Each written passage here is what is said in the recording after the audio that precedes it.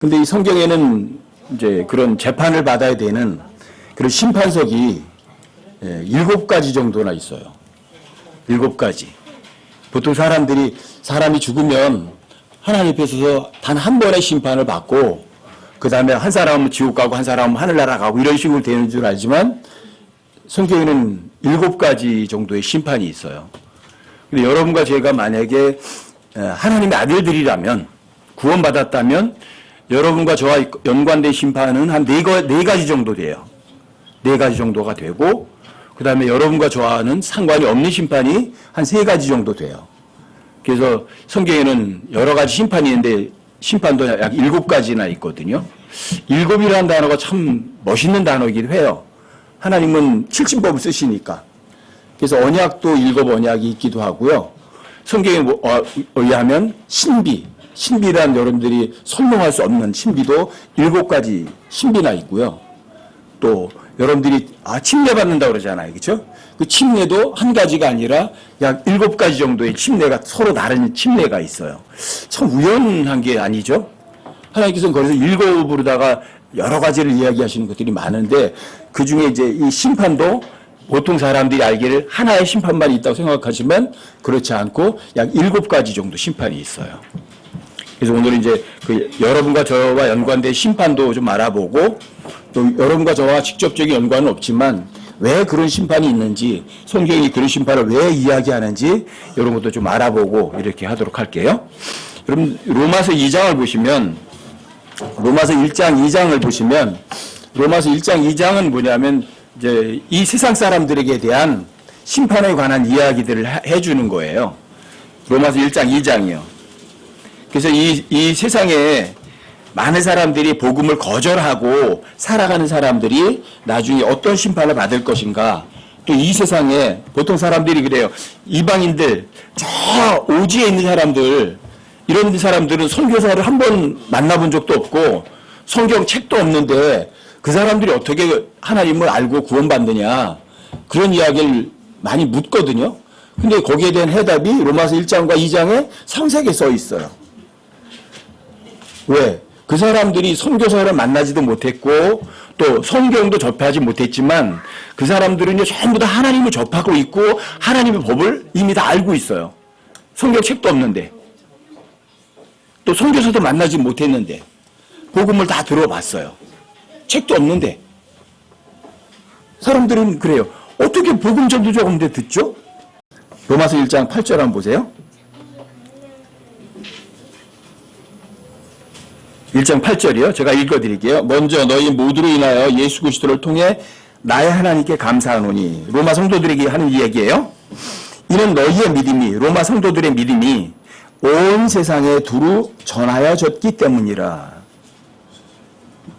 로마 성도들의 믿음, 너희의 믿음이 온 세상에 두루 전하여졌다. 이게 AD 57년이에요. AD 57년에 로마 성도들의 믿음이 온 세상에 두루 전하여질 것이라고 안 했고 전해졌대요. 예수님 십자가에 달려 죽으시고 부활하신 지 약 20여 년밖에 안 지났는데 그럼 이게 거짓이에요?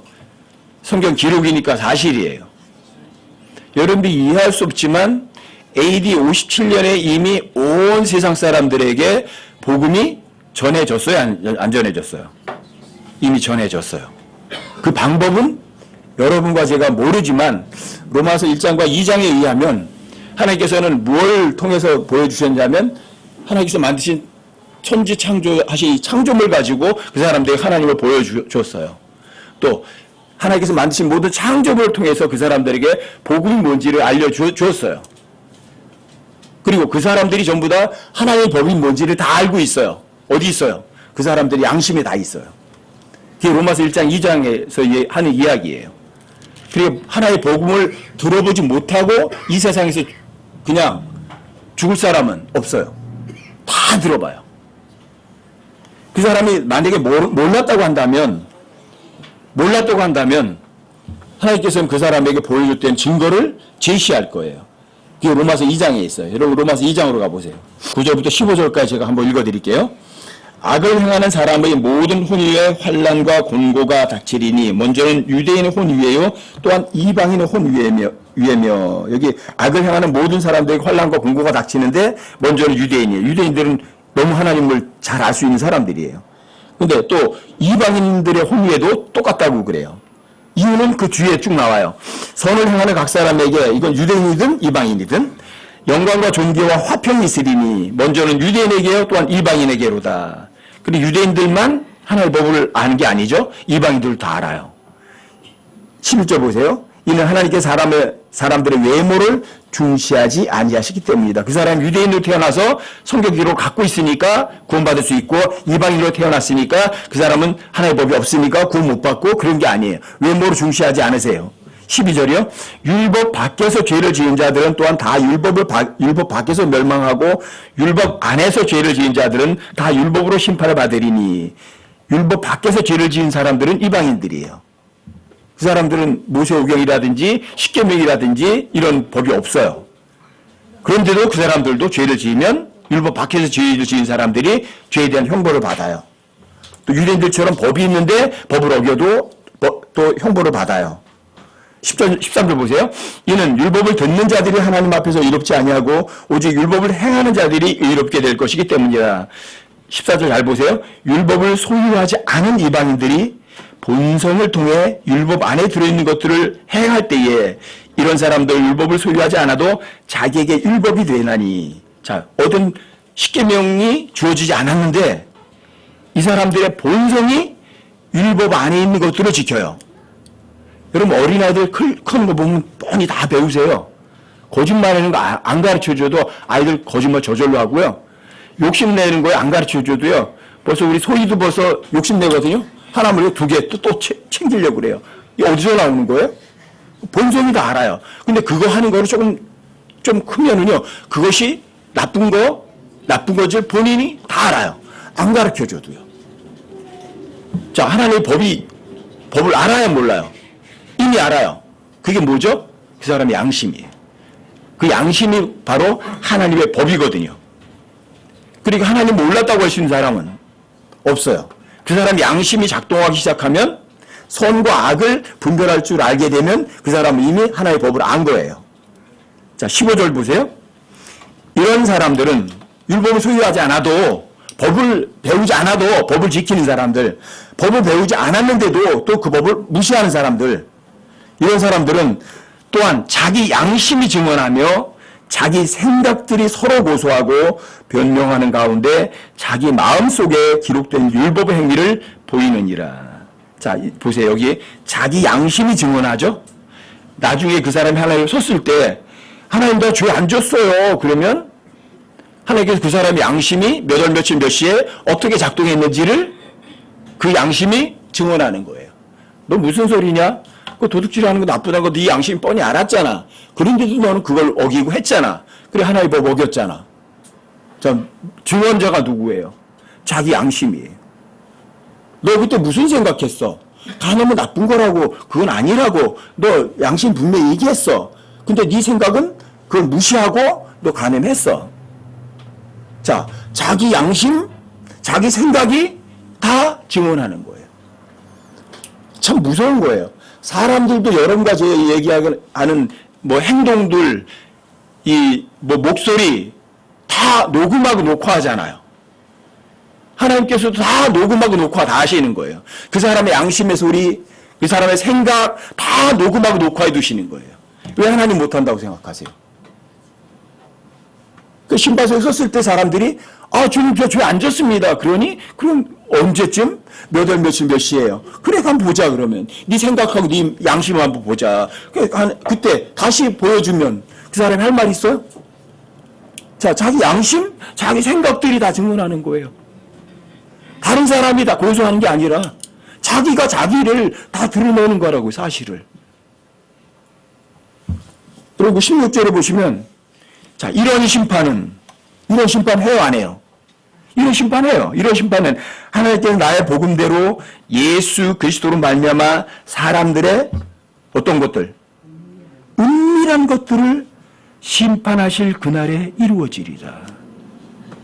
이 심판은요, 드러난 거를 한 게 아니에요. 숨겨져 있고 숨기려는 걸 드러내는 게 심판이에요. 법정에 가보세요. 뭐 심판하나? 그 사람들이 감추려고 그러잖아요. 아니라고 하려고 그러잖아요. 근데 그걸 증거를 갖다 대고 해서 인정하게 만들잖아요. 그렇죠? 이게 심판석이에요. 감추고 싶어도 못 감춘다고요. 인간들의 법정에서는요, 여러분들과 제가 숨길 수 있는 거 있어요. 왜? 증거를 인멸해버리면 돼요. 그런데 하나님 앞에 가서는 증거 인멸이 불가능해요. 여러분, 그래서 이 심판은요, 무시무시한 거예요. 어떤 심판이든 심판은요, 여러분과 저에게 즐거움을 주는 심판들은 아니에요. 그런데 성경에서 굉장히 중요한 심판이 있어요. 아주 가장 가혹한 심판이 있었어요. 그게 바로 죄에 대한 심판이에요. 그게 죄에 대한 심판인데, 그 죄에 대한 심판은 누가 받았냐 하면 예수님이 대신 받으신 거예요. 여러분, 고린도서 5장 21절 한번 보세요. 고린도 후서 5장 21절. 자, 이거 함께 한번 읽어보세요. 함께 천천히 시작. 하나님께서 죄를 알지 못한 그분을 우리를 위하여 죄가 되게 하신 것은 우리가 그분 안에서 하나님의 의가 되게 하려 하십니다. 그분은 여러분과 저의 똑같은 육체를 입으셨지만 죄는 없으신 분이세요. 그렇죠? 그분이 법정에 서셨을 때 재판장이 그런 말을 했어요. 나는 이 사람에게서 아무런 잘못도 찾을 수 없다. 나는 이 사람에서 아무런 잘못도 찾을 수 없다고 3번씩이나 선언을 했어요. 그런데 어쩔 수가 없었어요. 왜요? 유대인들이 죄 없는 사람 보고 죽여라 했거든요. 그렇죠? 그래서 그분께서 죄가 되셔서 십자가에 넘겨주셔서 죽으셨어요. 죄가 있으셨어요? 없으셨어요? 없으신 분이에요. 죄가 없으신 분이 죄에 대한 심판을 가장 가혹하게 받으신 거예요. 한 군데 더 찾아보세요. 여러분. 갈라디아서 3장 13절. 여기 갈라디아 3장 13절 함께 한번 읽어보세요. 함께 시작.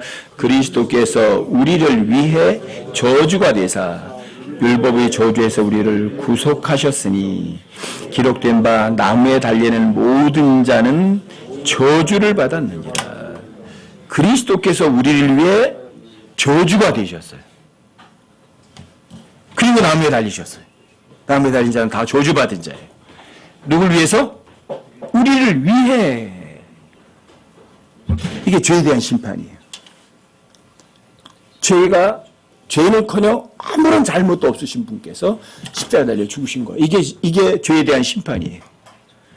그러니까 그 어떤 사람이든지 예수님이 우리를 위해서 죄가 되셨고 우리를 위해서 저주가 되셨다는 사실이 그 역사적 사실이에요.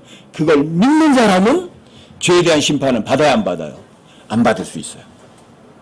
근데 그걸 안 믿어요. 가장 중요한 심판인데 그 죄 때문에 사람들이 죽고 그 죄 때문에 우리들의 가장 즐겁고 가장 뛰어난 모든 능력들을 다 상실했는데 그 죄만 해결하면 모든 것이 다 해결이 되는데 그런데 죄를 알지도 못하는 그분이 죄가 되셔서 우리를 위해서 저주가 되셨는데 그리고 야 내가 널 위해서 모든 것 죄에 대한 심판 받았으니까 너는 죄에 대한 심판 받지 마라 이렇게 복음을 전하는데 사람들을 안 해요. 예수님 십자가의 죽음이 뭐냐면 여러분과 저의 죄를 그분이 대신 지시고 여러분과 저는 더러워요 깨끗해요. 더럽잖아요. 근데 여러분들과 저에게 깨끗한 옷을 입혀주시려고 하는 거예요. 원래는 더러워요. 여러분들이 원래는 올바르지 못해요. 근데 여러분들이 올바르다고 인정해 주려고. 하나 더 찾아보세요. 로마서 4장 25절. 로마서 4장 25절이요. 자, 여기만 한 절이니까 여기도 또 함께 한번 읽어보세요. 함께 시작. 그분께서는 우리의 범죄로 인하여 넘겨지셨으며 우리의 칭의를 위하여 다시 일으켜 주셨느니라. 그분은 우리의 범죄로 해서 넘겨주셨죠? 우리의 칭의. 여러분들이 의로워요? 의롭지 않아요? 의롭지 않은데 여러분들이 의롭다고 선언해 주시는 거예요. 그게 칭의예요. 여러분들이 더럽다고요. 근데 깨끗하고 죄가 하나도 없는 상태야 하고 법정에서 탕탕 땅땅 망치 두드려 주는 거예요. 예수님이 십자가에다 죽으신 거예요. 예수님이 그 죄에 대한 심판은 바로 갈보리 십자가인 거예요. 거기서 죄에 대한 심판이 있었던 거예요. 죄를 알지도 못하시는 그분인데 가장 억울한 재판을 받는 거예요. 아니, 재판장이 죄가 없다고 선언을 해놓고 사형선고 내리는 그런 재판장이 어디 있어요? 그런 억울한 재판이 어디 있느냐고요. 근데 예수님이 거기에 대해서 항의하세요, 안 하세요? 항의 안 하세요. 하나님, 죄를 알지도 못하신 분인데 저주가 되시는 거예요. 여러분, 이걸 성경에서 말하면 의로 인하여 고난을 받는 건데 그걸 갖다가 성경에서는 그걸 행복이라고 그래요. 자기가 가장 못되게 하는 사람을 위해서 자신의 생명을 내어주는 거거든요. 근데 그걸 행복이라고 그래요. 주는 것이 받는 것보다 더 복이 있거든요. 어떻게 사람들이 이걸 이해하겠어요? 죄에 대한 심판은 예수님이 갈보리 십자가 심판이라고요. 그게 죄에 대한 심판이라고요. 이제 그 심판을 받아들이지 않는 사람은 본인이 그 심판 받아야 돼. 죄에 대해서. 왜? 그 사람이 싫어했잖아요. 예수님이 죄에 대한 심판을 대신 받았음에도 불구하고 그 사람이 그걸 거절했잖아요. 할 수 없어요. 그럼 본인이 죄에 대한 심판 받아야지. 근데 죄에 대한 심판 속에 서서 의롭다고 선언 받을 수 있는 사람, 나는 무죄하다고 증언할 수 있는 사람은 지구상에 단 한 사람도 없어요. 왜요? 의인은 단 한 사람도 없거든요. 사람은 다 헛되고 무익하고 부정한 걸레 같고 사람은 다 거짓말쟁이고 사람들 중에서 의로울 수 있는 사람은 단 한 사람도 없거든요.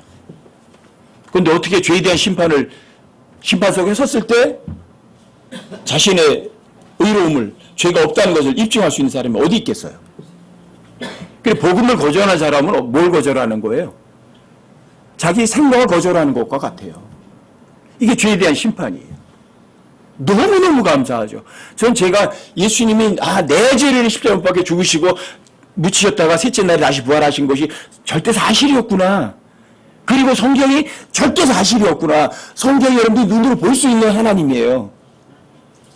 여러분들이 손으로 만질 수 있는 하나님이시기도 하고 여러분들이 살펴볼 수 있고 확인할 수 있는 하나님과 같은 것이 성경이라고요. 성경에는 전혀 거짓이 없다고요. 근데 그 성경에 써 있는 거예요.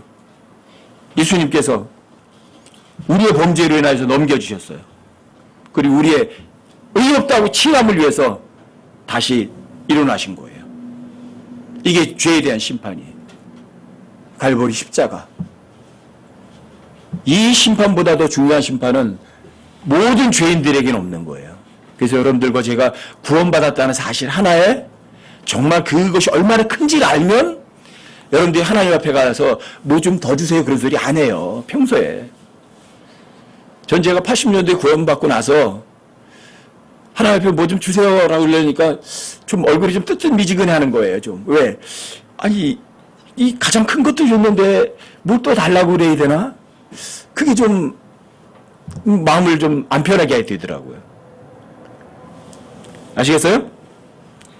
그럼에도 불구하고 여러분들과 제가 구원을 받았으면 여러분들이 이렇게 되는 거예요. 여러분들이 구원받기 전에는요, 하나님하고 친구처럼 사귈 수 있었어요? 사귈 수 없었어요?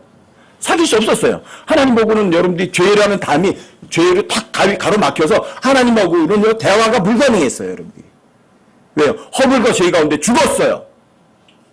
여러분들 몸이 죽었던 이야기가 아니고 혼이 죽었던 얘기가 아니고 허물과 죄 가운데 여러분들이 영이 죽어버려서 영이신 하나님하고 대화가 불가능했어요. 근데 여러분들이 구원받은 후에는 자, 여러분들의 그 죽었던 영이 다시 언어게인한 거예요. 다시 거듭난 거예요. 그래서 하나님하고 뭐가 돼요? 대화가 할 수 있어요. 하나님하고 대화가 다시 대화가 되면서 하나님과 친구처럼 지낼 수 있는 거예요. 그걸 거듭남이라고 그래요. 성령에게서 나는 것은 혼이 아니라 영이거든요. 아시겠어요? 그래서 하나님과 친구처럼 지내요.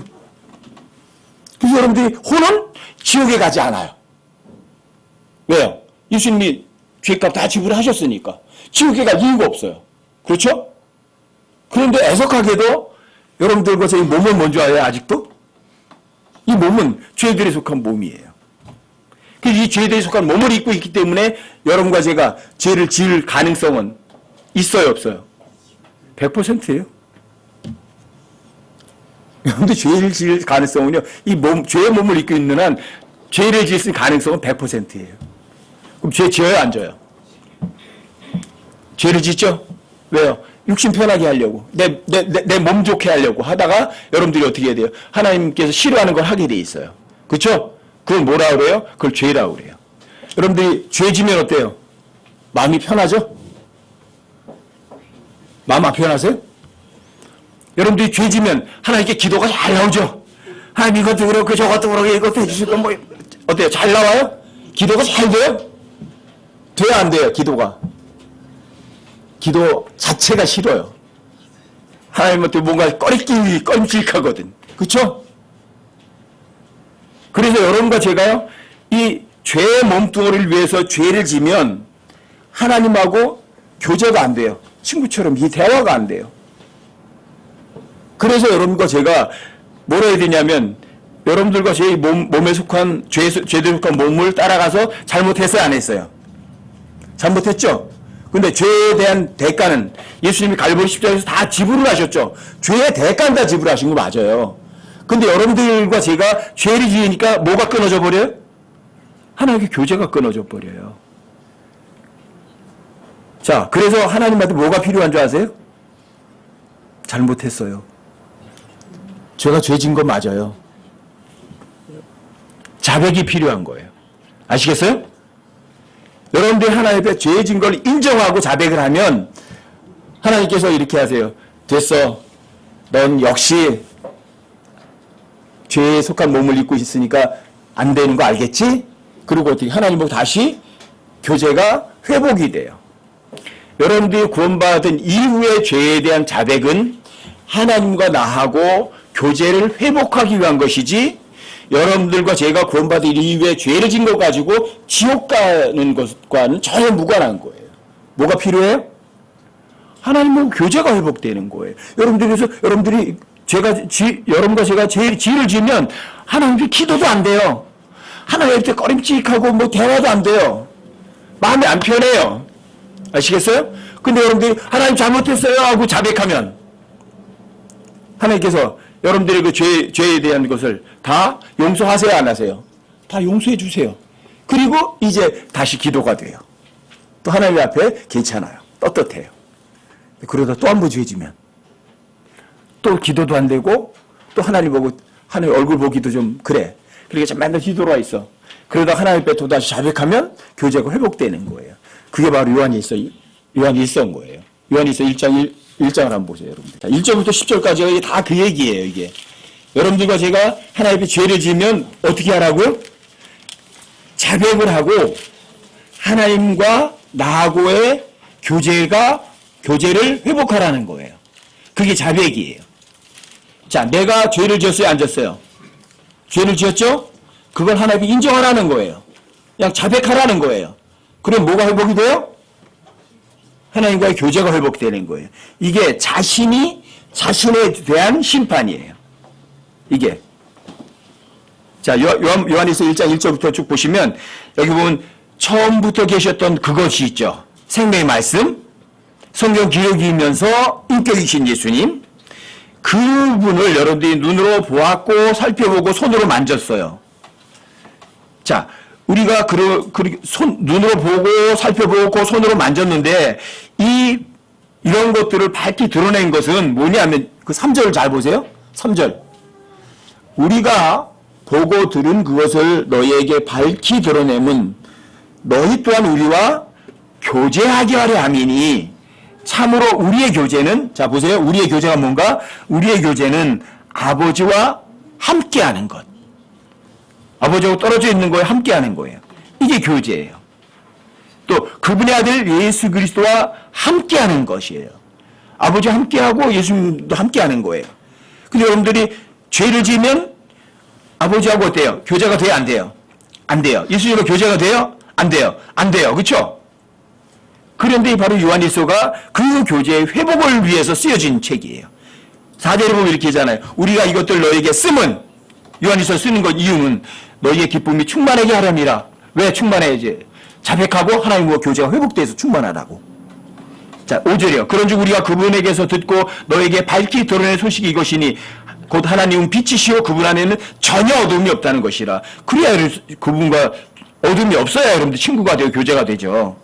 만일 우리가 그분과 교제한다고 말하며 어둠 가운데 거리면 우리가 거짓말하고 진리를 행하지 아니하느니라. 그러나 그분께서 빛 가운데 계신 것 같이 만일 우리가 빛 가운데 걸으면 우리가 서로 교제하고 하나님하고요. 서로 교제하고 또 그분의 아들 예수 그리스도의 피가 모든 죄에서 우리를 깨끗하게 하시느니라.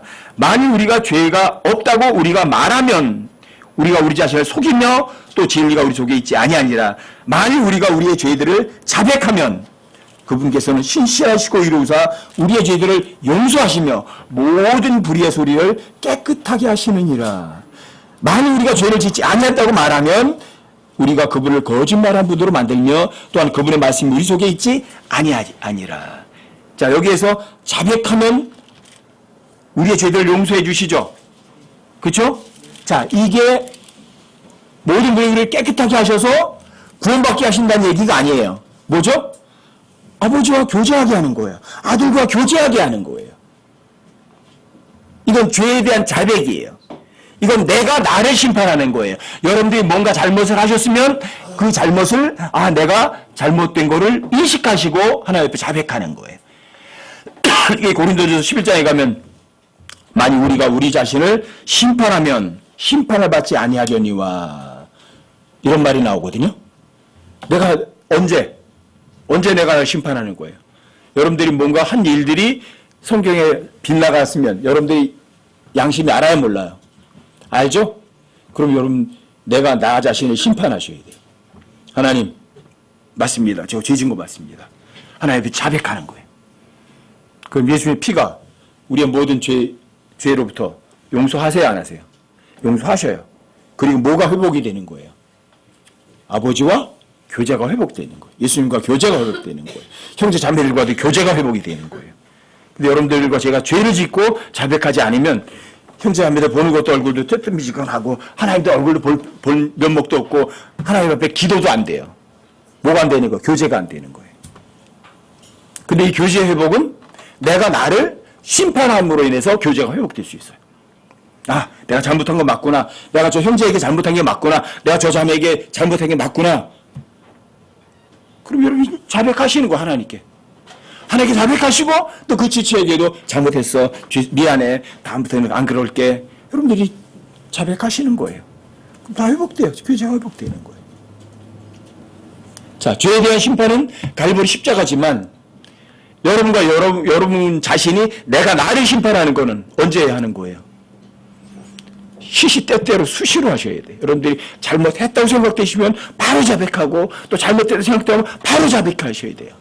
이게 여러분과 저에게 일상적인 심판이에요. 그래서 여러분들한테 매일 성경을 읽으라고 말씀드리는 거예요. 왜요? 여러분들이 빛 가운데 있지 않으면 여러분들이 더러운 게 안 보여요. 어둠 가운데 있으면.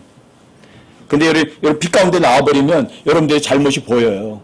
내가 잘못했구나. 어떤 형제에게, 어떤 지체에게도 잘못했구나. 내가 정말 실수했구나. 하나님께 범죄한 거 맞구나. 그래서 여러분과 제가 내가 나를 심판할 수 있어요. 그래서 하나님과 교제도 회복이 되고 예수님과도 교제 회복이 되고 형제 자매들과도 교제가 회복이 되는 거예요. 아시겠어요? 자, 어떤 심판? 누가 누구를 심판하는 것? 내가 나를 심판하는 것. 이것도 굉장히 중요한 심판이에요. 이게 바로 고린도전서 11장 31절에서 나오는 거예요. 한번 찾아보세요. 고린도전서 11장 31절. 고린도전서 11장 31절이요.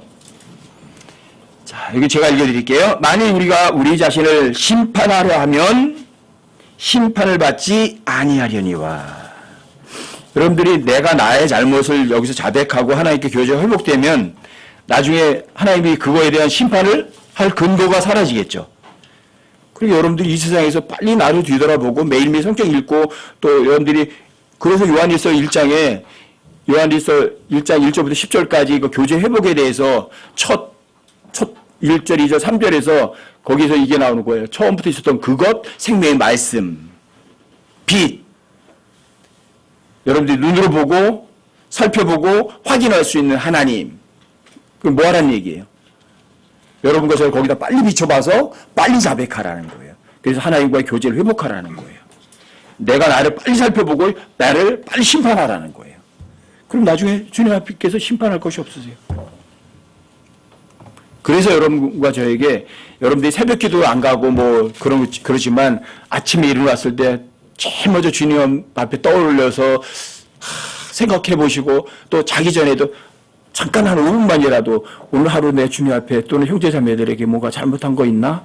한번 되짚어 보시고 또 하나님께 잘못한 것이 있다면 하나님 앞에 자백하는 그런 시간들이 꼭 필요한 거예요. 새벽 기도가 아니더라도. 아셨어요? 매일매일 내가 나를 심판하는 것. 이거 굉장히 중요해요. 아셨죠?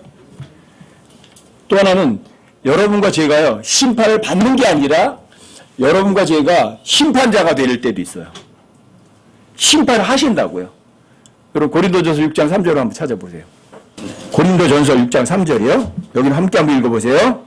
3절 함께 시작. 우리가 천사들을 심판할 것을 너희가 알지 못하느냐?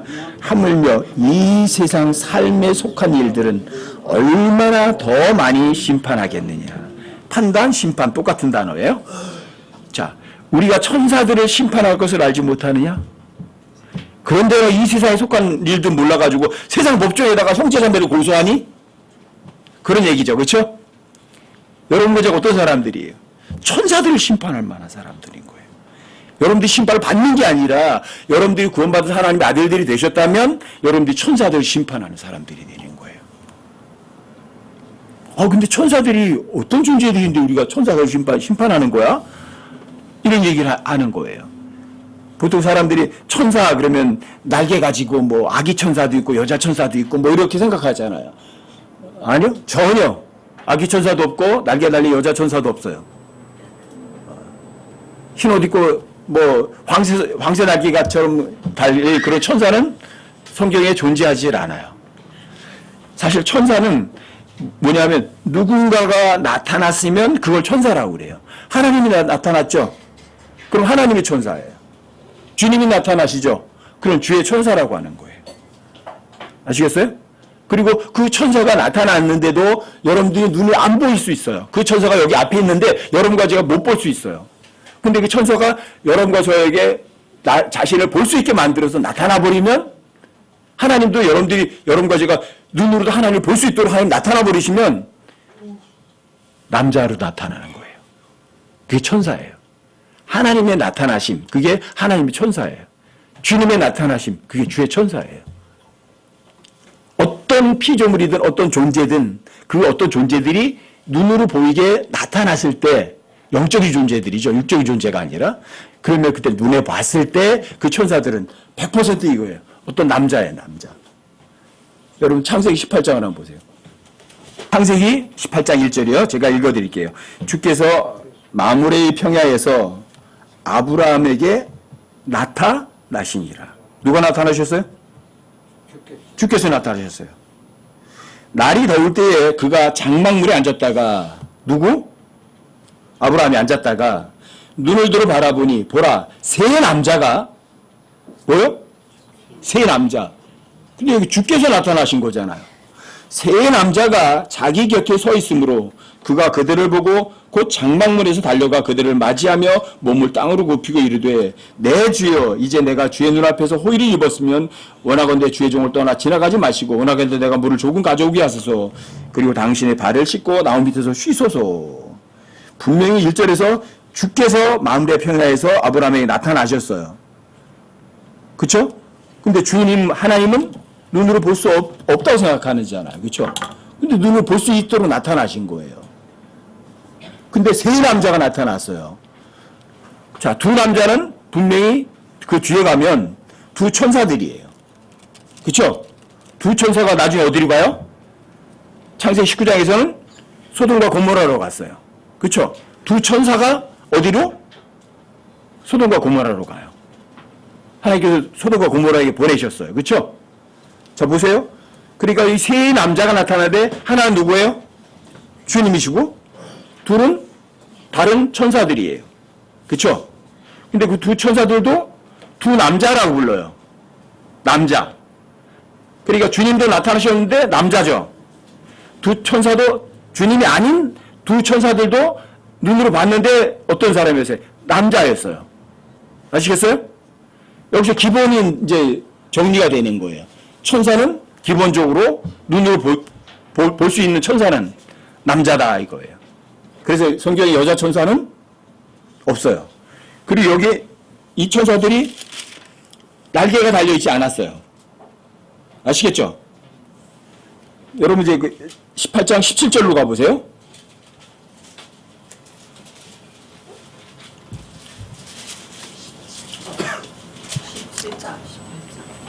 자, 18장 16절. 16절에 보시면 여기 보면 그 남자들은 거기서 일어나 소돔을 바라보았고 아브라함은 그들을 배웅하러 그들과 함께 갔다. 그 남자들이 누구예요? 주님과 함께 나타난 그 세 남자 중에 그 남자들 두 사람이죠. 그렇죠? 그 두 사람 어디로 가요? 소돔을 향해 가는 거예요. 22절에 가시면 그 남자들은 거기서 얼굴을 흘려 소돔을 향해 갔으나 아브라함은 여전히 주 앞에 서 있더라. 두 남자는 어디로 갔어요? 소돔으로 가고 한 남자인 주님은 여전히 아브라함과 같이 있는 거예요. 그렇죠? 아브라함과 같이 있는 남자는 23절에 보시면 아브라함이 가까이 가서 이르되 주께서 주예요. 그 분명히 주님이세요. 근데 남자예요. 그렇죠? 그리고 그때 이제 묻는 거죠. 주여, 주께서 거기 50명의 의로운 사람이 있다면 그 소돔과 고모라를 50명 의로운 사람들과 함께 멸망시키겠습니까?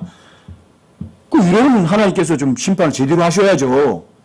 어떻게 의인과 악인을 동시에 멸해버릴 수 있습니까? 예수님 뭐라 그래 하세요? 주님이 만약 50명 있으면 온 지역 다 용서해 줄게.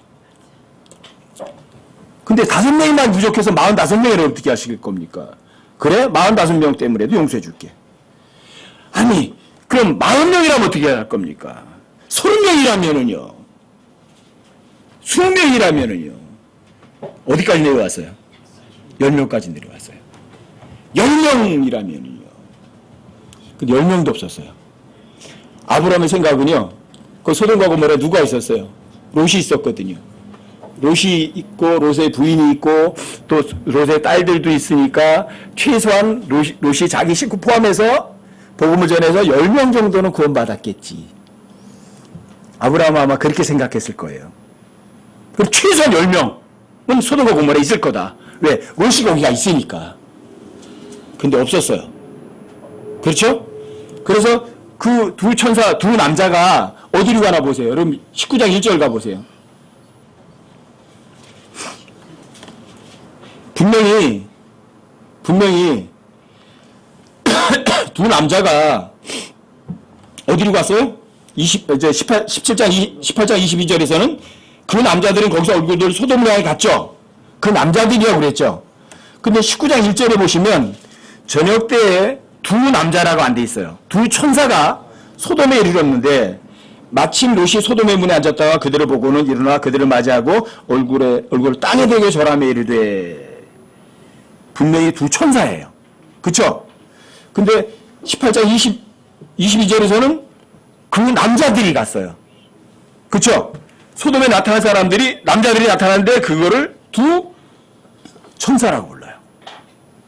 자, 천사를 눈으로 보면 어떻게 되는 거죠? 남자인 거예요. 근데 이 소돔과 이 고모라는 소돔 사람들은 남자들이 여자하고 결혼하지 않아요. 뭐래요? 남자가 남자들끼리 성적 놀이교를 삼는 거예요. 그래서 이 소돔의 남자들이 그 두 천사들이 남자잖아요. 그렇죠? 왔으니까 그 남자들이 새 남자거든. 내놔! 우리가 좀 즐기게 이런 거예요. 그래서 롯이 가로막아요. 자기 딸들을 내줄 테니까 이 사람 손대지 마라. 이러는 거예요. 그리고 이게 마지막 때는 어떤 현상이냐면 소돔이 동성애를 갖다 소돔이라고 그래요. 소돔이 동성애가 창궐해요. 근데 이 마지막 시대도 동성애가 창궐하고 있어요. 그래서 이 이 두 천사를 또 뒤에서는 두 남자라고 그래요. 두 남자, 두 천사, 두 남자, 두 천사. 어때요? 천사와 남자는 성경이 말하면 설명을 그렇게 해주는 거예요. 천사를 여러분이 눈으로 볼 수 있니? 그럼 누구예요? 그 천사가 남자라는 얘기예요. 하나님이 눈에 볼 수 있어요. 그러면 그 누구예요? 주의 천사예요. 그 누구예요? 그 주님이세요. 주님이 눈으로 볼 수 있게 나타난 거예요. 하나님도 여러분과 제가 눈으로 볼 수 있게 나타나셨어요. 누구예요 그게? 예수님이세요. 육체로 나타나셨잖아요. 눈으로 봤다고요. 여러분 살펴봤다고요. 손으로 만졌다고요. 근데 분명히 남자이셨다고요. 아시겠어요? 천사는 눈으로 볼 수 있게 나타나면 누구다? 남자다. 여러분 그래서 만약에 지금도 천사들이 이 땅에 나타날 수 있어요. 근데 그 천사들이 주로 누구냐면 아담과 이브가 만들어지기 이전 세상에서 만들어졌던 어떤 존재들이에요.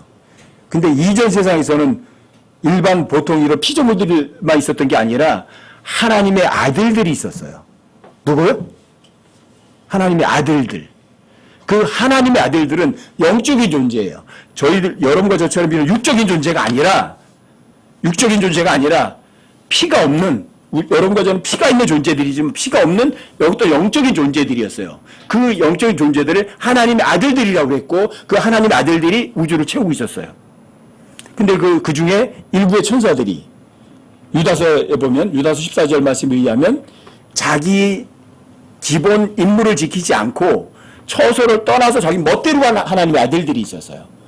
그 하나님의 아들들을 또 창세 6장에서도 그 하나님의 아들들이 나타났어요. 그래서 이 땅에 나타나서 사람의 딸들을 취해서 거인들을 낳았어요. 그 하나님의 아들들이 누구예요? 그 하나님의 아들들이 바로 영적 존재들이 나타난 존재들이에요. 그 천사라고 그래요. 여러분 가브리엘 천사 그러면 영적 존재인 가브리엘이 눈을 보게 나타난 거예요. 아시겠어요?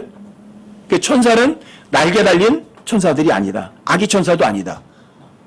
천사란 어떤 영적인 존재가 여러분과 제가 눈으로 볼 수 있을 때 나타났으면 그걸 천사라고 부르는데 그 천사는 항상 눈으로 볼 수 있으면 어떻다? 남자들. 여러분 히브리서 13장을 한번 열어보세요. 찾으죠. 자, 1절 2절에 함께 한번 읽어보세요. 함께 시작. 형제의 사랑을 지속하고 나그네 대접하기를 잊지 말라. 이로써 어떤 자들이 알지 못하는 가운데 천사들을 대접하였느니라. 천사들이 하나의 힘은 있고 하계 날개처럼 큰 이렇게 그 천사들이 쫙 나타나면 금방 알아보잖아. 천사네. 대접하자 그럴 거 아니에요. 근데 어떻게 알지 못하고 천사를 대접을 해요. 형제 사기를 여러분들이 형제 사랑을 지속하래요. 그리고 나그네 대접하기를 잊지 말래요. 왜요? 그 나타난 나그네가 나중에 알고 보니까 누구였어요? 천사였던 거예요. 날개 달린 천사가 아니거든요. 어떤 허름한 남자가 나타날 수도 있어요. 그 허름한 남자가 바로 천사였을지도 모른다고요. 그러니까 여러분들 형제 사랑을 지속하고 나그네 대접하기를 잊지 말라고 그러는 거예요. 아시겠어요? 또는 사람들이 이제 잘 모르는 게 이거예요. 마태복음 18장에 보시면 너희들 중에 이 작은 자들 중에 한 사람이라도 작은 아이라도 업신여기지 말아라. 거기에 그러죠. 그들의 천사들이 하늘에서 항상 하나님 얼굴을 배웁고 있다. 이 구절이 있으니까 그 아이의 수호천사라고 생각하는 거예요. 수호천사가 아니라 자, 천사란 누군가의 어떤 존재의 나타남이거든요. 여러분들 여기에서 성원에 여기 앉아서 있잖아요. 그렇죠? 성원에 여기 앉아있는 그 모습이 하나님 앞에 나타나 있어요? 안 나타나 있어요? 나타나 있는 거예요. 아셨어요? 성원에 여기 앉아있는데 성원에 앉아있는 모습이 하나님 앞에도 그들이 앉아있는 모습이 나타나고 있어요. 여러분들이 별 볼 일 없다 했는데 여러분들 금방 뿡 때리는 모습을 누가 보고 있는 거예요? 하나님 보고 있는 거예요. 그 얘기를 하는 거예요. 아시겠어요? 여러분들이 무시하는 어떤 지체의 그 모습이 어디에 나타나고 있는 거예요? 하나님 앞에 나타나 있는 거예요. 그게 그들의 천사들이라고 말하는 거예요. 왜? 천사는 어떤 존재의 나타남이거든요. 그러니까 여러분과 제가 별 볼 일 없고 힘이 없고 믿음도 없고 약한 그런 지체를 구박하면 하나님 그거 보고 계세요? 안 보고 계세요? 다 나타나게 있는 거예요. 그걸 천사라고 그러는 거예요. 어떤 존재가 하나님 옆에 항상 나타나 있는 거예요. 아시겠어요? 보통 사람들이 이 천사라는 개념을 완벽하게 속고 있는 거예요. 수호 천사가 아니라고요. 어떤 존재, 영적인 존재가 여러분들이 나타나면 어떤 존재로? 남자로 나타난다고요. 또 그 천사들 중에 일부가 자기 처소들을 떠나서 못된 짓을 한 천사들이 있었어요. 여러분 유다서를 찾아보세요. 유다서 6절. 유다서 6절이요. 자, 이게 함께 한번 읽어보세요. 함께 시작. 또 자기들의 처음 신분을 지키지 아니하고 자기들의 처소들을 떠난 천사들을 큰 날의 심판 때까지 영존하는 사슬로 묶고 어둠 밑에 예배해 두셨는데, 여기 보면 이제 자기들의 처음 신분을 지키지 않고 자기들의 처소를 떠난 천사들이 있었죠. 이게 창세기 6장에서 하나님의 아들들이 이 땅에 내려와서 사람의 딸들을 취한 그 존재들이에요. 하나님의 아들들은 영적인 존재들인데 그 영적인 존재들이 눈으로 볼 수 있게 나타났거든요. 그래서 사람의 딸들을 취해서 후손들이, 태어난 후손들이 그게 거인이에요. 그게 거인들이었어요. 그 당시 아주 유명한 사람들이었고요. 근데 그 존재들로 인해서 이 땅에 노아의 홍수라는 재앙을 불러들이게 됐어요. 왜요? 하나님께서 사람의 딸들 취하지 못하도록 하셨거든요. 근데 그 영적인 존재들이 이렇게 나타나서, 천사가 사람으로 나타나서 육체인 여자들을 접하게 되면, 자, 이 영적인 존재들이 하나님의 아들들은요, 이걸 해요. 자, 여러분들과 제가 여기 천사가 나타났는데 천사가 자기를 눈에 안 보이게 할 수 있어요. 그리고 보이게도 할 수도 있어요. 근데 그 천사들이 또, 그 천사들은 이런 물질의 제약을 안 받아요. 그냥 물질의 제약을 안 받고 수시로 옮겨 다녀요. 거의 천사들은 거의 순간 이동을 하거든요. 그런데 그 천사들이 일단 육체인 여자들을 접하게 되면 그 고유의 영적인 기능을 상실해버려요. 뭐가 돼요? 육체가 돼버려요. 순간 이동을 못해요. 물질의 제약을 받아버려요. 그래서 하나님의 딸들을 취해서 거인들을 낳았던 그 당시에 하나님의 아들들이 노아의 홍수로 버려버리신 거예요. 왜요? 순간 이동을 못하거든요. 근데 물에 쓸려도 내려갈 수 있거든요. 그래서 창세기 6장에서 홍수로 그 모든 후손들을 하나님께 깨끗하게 멸해버리신 거예요. 코로 숨쉬는 모든 것들은 다. 성경에는 자세하게 나와 있지는 않지만 그때 나타났던 하나님의 아들들이, 그 남자들이, 보세요. 항상 이 마지막 시대는 동성애를 꼭 언급을 하거든요. 그러니까 하나님의 아들들이 그 당시에도 그 짓을 했는지도 몰라요. 그리고 레위기에서 왜 자꾸만 수간에 대해서 그렇게 지독하게 경고를 하시겠어요? 왜 코로 숨쉬는 모든 동물들과 다 죽이셨을까요? 뭔가 모르지만 그 하나님의 아들들이 땅에 나타났을 때 동성애고 무슨 짓거리를 다 했던 거예요. 동물들까지도. 그러니까 반인 반수들도 얼마든지 나올 수 있었던 거죠. 그러니까 하나님께서 코로 숨쉬는 모든 것들은 다 멸망시켜버리셨던 거예요. 그런데 그 자기 처소를 떠난 천사들을 누가 심판해요? 여러분과 저보고 심판하라고 그러세요. 근데 여러분과 제가 어떤 사람들이냐면 하나님의 아들들이에요. 근데 자신의 처소를 떠난 천사들은, 그 천사들도 하나님의 아들들이었어요. 그러니까 이 아이러니한 거예요. 얼마나 숫자가 되는지 모르지만 자기 처소를 떠나서 타락한 천사들이 꽤 많이 있었던 거죠. 그렇죠?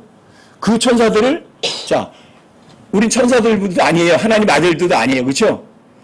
그렇죠? 그런데 여러분들이 하나님의 아들로 임명된 하나님의 아들들한테 처음에 원래 하나님의 아들들을 심판하는 그런 권한을 여러분과 저에게 주는 거예요. 그리고 여러분과 제가 천사들을 심판할 줄 알지 못하느냐는 거예요. 근데 하물며 이 세상에 속한 요만한 일 가지고 무슨 세상 법정에다가 고소하고 그러느냐는 거죠. 차라리 이 세상 거 손해보는 게 낫지. 근데 성경 안 믿어요. 킹제임스 성경 쓰는 사람들도. 킹제임스 성경 번역자도 성경 안 믿어요. 그러니까 그리스도인을 세상 법정에 고소하는 거를 아주 우습게 한다고요. 여러분과 제가 어떤 사람들이에요? 천사들을 심판할 수 있는 심판자라고요. 놀랍죠? 이런 심판도 있다고요. 천사들이 받아야 될 심판들. 엄청난 거예요, 이게. 그리고 이제 통상적으로 말하면 유대인들이 받아야 될 심판이 있어요. 유대인들이 받아야 될 심판을 갖다 우리가 보통 그걸 대환란이라고 그래요. 대환란. 근데 이 유대인들은 하나님의 말씀을 머리는 잘 알아요. 외적으로다가는요, 믿는 척 참 잘해요. 그런데 중요한 게 이거예요. 하나님께서는 외모를 보세요, 안 보세요? 뭘 보세요? 마음 보세요. 근데 유대인들 그걸 안 믿어요. 이분은 너무나 잘 믿어요. 그래서 유대인들에게 이 환란이 그 사람들에게 약속이 된 거예요. 유대인들이 여러분 사무엘상 8장을 한번 보세요. 하나님께서는 이스라엘의 통치를 이방인들처럼 왕이 있어서 통치하는 걸 원하지 않으셨고 누가 통치하기 원하셨어요? 사사, 재판관들을 통해서 하나님께 직접 통치하기 원하셨던 거예요. 근데 이스라엘이 뭘 원해요?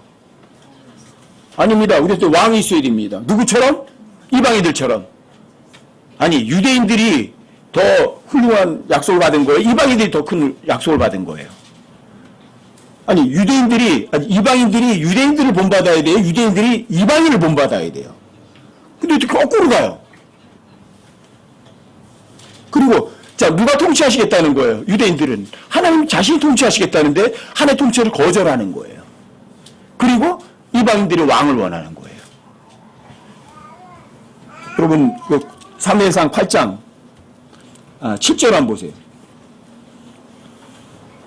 주께서 사무엘에게 이르시되 백성이 내게 말하는 모든 것에서 그들의 음성에 귀를 기울이라. 그들이 너를 버리지 아니하고 나를 버려서 내가 자기들을 통치하지 못하게 하려 하였느니라. 누가 통치해야 돼요?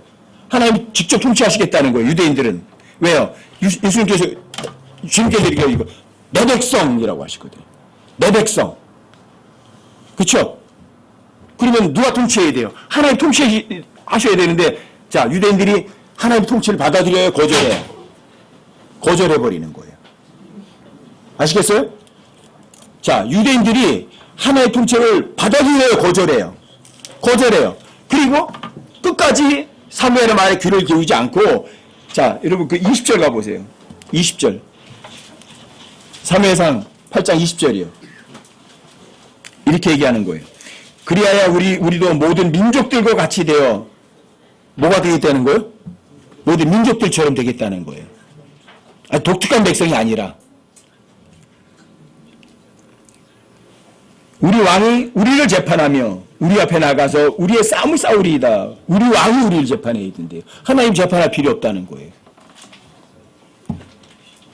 그래서 자, 유대인들은 누굴 거절한 거예요? 하나님 아버지의 통치를 거절한 거예요. 아시겠어요? 그다음 신약이 와요. 예수님은 이 땅에 오셨을 때 분명히 마태복음에서 그래요. 유대인의 왕 예수 그리스도예요. 그렇죠?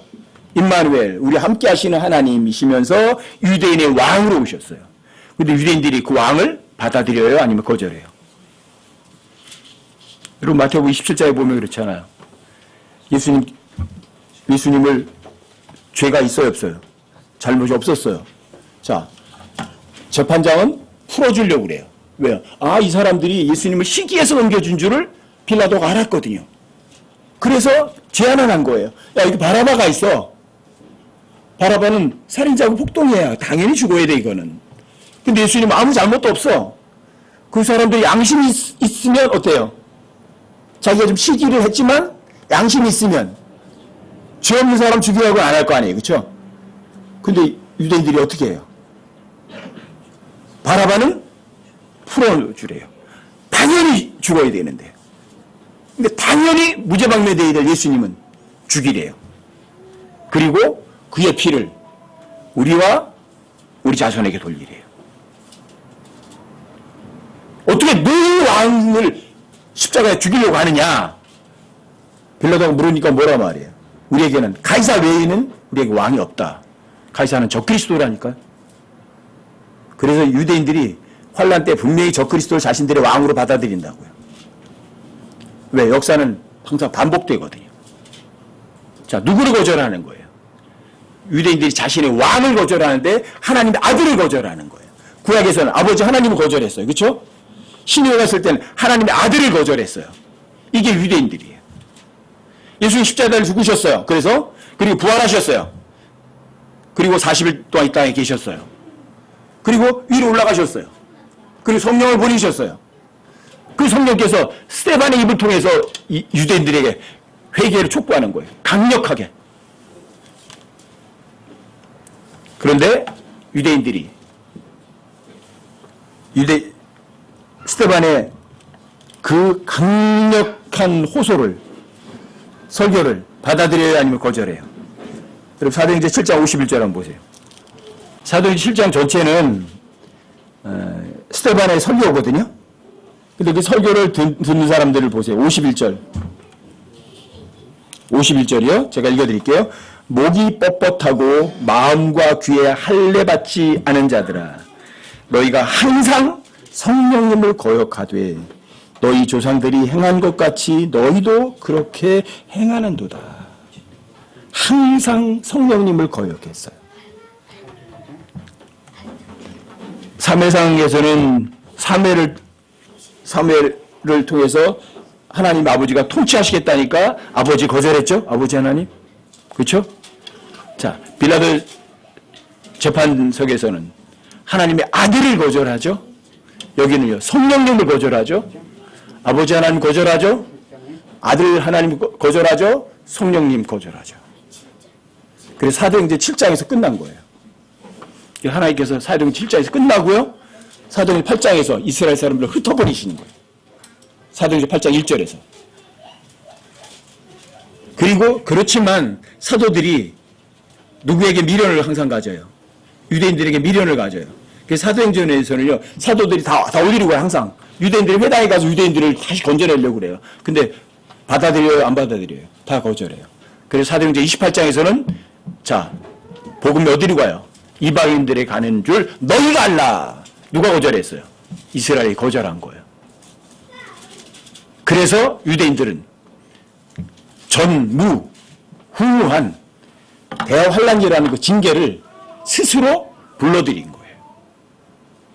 그게 대환란이에요. 여러분 예레미야 30장 7절 한번 보세요. 30장 7절이요. 제가 읽어드릴게요. 아 슬프도다. 그날이 커서 그것과 비길 날이 없나니 그날은 곧 야곱의 고난의 때로다. 그러나 그가 그 고난에서 구원을 받으리로다. 이스라엘이 대환란을 통해서 그 민족이 사라지진 않아요. 구원은 받아요. 하지만 여기 보면 그날이 큰데 그것과 비길 날은 없어요. 엄청난 환란이에요. 이게 대환란이에요. 야곱의 고난의 때. 여러분 다니엘서 12장 1절도 한번 보세요. 다니엘서 조금 뒤로 가셔서 다니엘서 12장 1절이요. 여기도 제가 읽어드릴게요. 그때 내 백성의 자손들을 위하여 일어서는 큰 통치자 미가엘이 일어날 것이요 또 고난의 때가 있으리니 그것은 민족이 있은 이래로 그때까지 결코 없었던 고난일 것이며 그때 내 백성이 구출을 받되 책에서 발견된 바 기록된 모든 자가 구출을 받으리라. 자, 고난의 때가 있을 거예요. 이 미가엘은 아마 이스라엘을 대표하는 그런 하나님의 아들 같거든요. 천사 같거든요. 미카엘. 근데 이 미카엘이 고난의 때가 있는데 그것은 민족이 쓴 이래로 그때까지 결코 없었던 고난일 거래요. 이 유대인이라는 민족 형성된 이후에 그런 고난은 없었던 거예요. 그렇죠? 그래서 대환란. 보통 사람들이 전무후무하다 이렇게 얘기를 하는 거예요. 네? 그래서 마태복음 24장 21절에서도 얘기하잖아요. 그때 큰 환란이 있으리니 세상이 시작된 이래로 이때까지 그런 환란이 없었고 이렇게 얘기하잖아요. 이 얘기는 뭐냐면 하나님께서 사랑을 많이 줬는데 그 사랑을 거절했으면 매도 그만큼 큰 거예요. 이게 유대인에 대한 심판이에요. 대환란은. 근데 유대인이 누구를 거절해요? 하나님 아버지를 거절해요. 하나님 아들을 거절해요. 성령님을 거절해요. 그러니까 역사상 유례없는 그 민족이 생긴 이후에 그런 환란은 없었던 그런 어마어마한 징계를 통해서 그 민족이 구원은 받아야 못 받아요. 구원은 받아요. 하지만 어마어마한 징계를 통해서요. 여러분 로마서 15장 4절에서 보면 이전에 기록된 모든 것들은 여러분과 저의 모든 훈계를 위해서 기록되어 있는 거거든요. 여러분들이 이런 걸 통해서 잘 배우셔야 돼요. 아, 뭔가 하나님의 말씀을 거절하면 뭐가 남는 거예요? 징계가 있는 거예요. 흠씬 두들겨 맞고 나서 그때 가서 잘못했습니다. 그리고 돌아서는 게 나아요? 아니면 정신 차려! 그랬을 때 빨리 정신 차리고 돌아서는 게 나아요? 근데 사람들이 대부분 안 그래요. 꼭 이스라엘처럼 두드려 맞고 나서 정신 차리는 이스라엘처럼 꼭 그렇게 되고 싶어 해요. 꼭 두드려 맞고 여기다 터지고 난 다음에 그 다음에 아 하나님 잘못했어요. 억지로 차원에서 돌이키지. 그래서 이 성경은 여러분과 저에게 주는 빛이면서 예화이면서 본이고 그림자들인 거예요. 여러분들이 간접 경험을 통해서 빨리 돌아서시는 게 좋죠. 이게 유대인들에 대한 심판이에요. 이게. 아시겠어요? 여러분 이 심판이라는 거는 여러분과 저에게 굉장히 좋아요? 아니면 좀 무서워요? 무서운 거예요. 그 외에 이제 민족들에 대한 심판도 있어요. 환란 때 유대인들에게 어떻게 대우했느냐. 자, 친 이스라엘. 여러분들 이스라엘을 복을 주면 그 사람 복을 받아요. 이스라엘을 박해하면 이스라엘 박해한 만큼 저주받아요. 그건 이미 창세기 12장에서 하나님께서 이미 아브라함에 약속하셨던 거예요. 내가 너를 복주는 자에게 복을 주고 너를 저주한 자에게 저주를 베풀리라. 그래서 유대인들에게는요, 여러분 반 이스라엘 정책을 쓰면 안 돼요. 근데 많은 민족들이 반 이스라엘 정책을 쓸 거예요. 거의. 지금 현재 이 지구상에 민족들이 약 200개 이상의 민족이 있거든요. 200개 이상의 민족이 있어요. 근데 그 200개의 민족들 중에 몇 민족이 살아남을까? 여러분 새 예루살렘 보면 문이 몇 개인 줄 아세요? 몇 개? 12개. 근데 그 민족들이 각각 자기들에게 속한 문으로 들어간다고 돼 있어요. 그러면 몇 개 민족이 있다는 얘기예요. 12민족. 지금 현재 언어가 2000개의 언어거든요. 지구상에. 민족이 약 200개 이상의 민족이 있어요. 그러면 겨우 남는 민족이 몇 개 된다는 얘기예요. 12 정도밖에 안 된다는 얘기예요. 그러니까 멸망으로 가는 문은요 넓어요. 엄청나게 무시무시한 거예요. 성경에서는. 이게 심판을 통해서 하나님께서 정죄하여서 추려내시겠죠. 그래서 여러분과 저에게는요 나한테 해당되는 것이든 해당되지 않든 심판이라는 것은 두려워요? 아니면 아무것도 아니에요. 정신 바짝 차리셔야 돼요. 오후에는 이제 여러분과 저와 직접 연관된 심판과 또 성경에서 이야기하는 나머지 심판에 대해서 한번 다뤄볼게요. 특히 그리스도의 심판석. 여러분들이 절대 잊으시면 안 되는 심판석이에요. 그리스도의 심판석. 이건 여러분과 저에게는요 가장 정신 바짝 차리고 준비하고 대비해야 되는 거예요. 어떤 사람이 재판장에 가기 위해서 뭐로 준비를 해요? 자료 철저히 준비하고 증거 철저히 준비해서 가서 그 재판에서 져야 돼, 이겨야 돼요. 이겨야 될 거 아니에요. 그렇죠? 그게 재판에 대한 준비예요. 그리스도의 심판석도 똑같아요. 여러분들이 심판 준비 잘 하셔서 그때 섰을 때 부끄러움 안 당할 수 있으셔야죠. 그때 부끄러움 당한 사람도 재판에 지는 거라고요. 재판에 지면 창피한 거예요. 부끄러운 거예요. 아시겠어요? 심판은 별로 좋은 건 아니지만 여러분들이 그 심판의 대비는 반드시 제대로 하실 수 있으셔야 돼요. 그래야 나중에 주님 앞에 섰을 때 그리스도의 심판석 앞에 섰을 때 여러분 부끄러움 안 당하신다고요. 오후에는 이제 그리스도의 심판석하고 다른 심판에 관해서 조금 더 보충을 해드릴게요.